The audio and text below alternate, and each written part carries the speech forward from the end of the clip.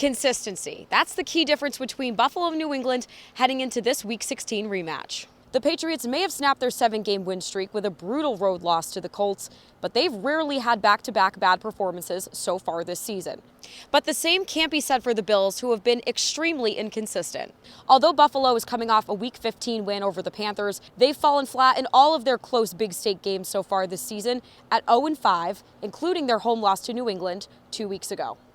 Now looking ahead, the Patriots' main takeaway from last week's loss is plain and simple. The game can't come down to Mac Jones versus everybody. New England is 0-4 when Jones is forced to throw 39 or more times in a game, so clearly this needs to be their main preparation point. The good news is, in their win over the Bills in Week 13, the Pats threw the ball 3 times and racked up 46 rushes for 222 yards and a touchdown.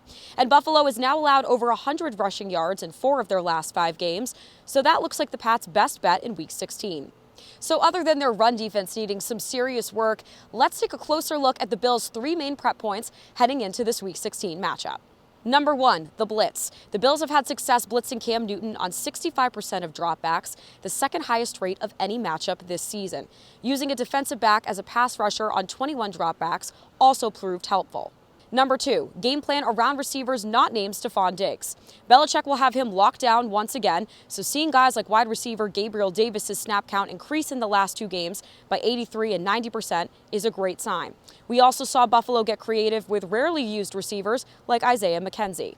And number 3, trust the run with Devin Singletary. He had a career-high 22 carries, even with the Bills missing 2 starting linemen due to COVID. Obviously, Carolina's run defense isn't on the same level as New England's, but seeing the faith restored in their run game is a positive sign.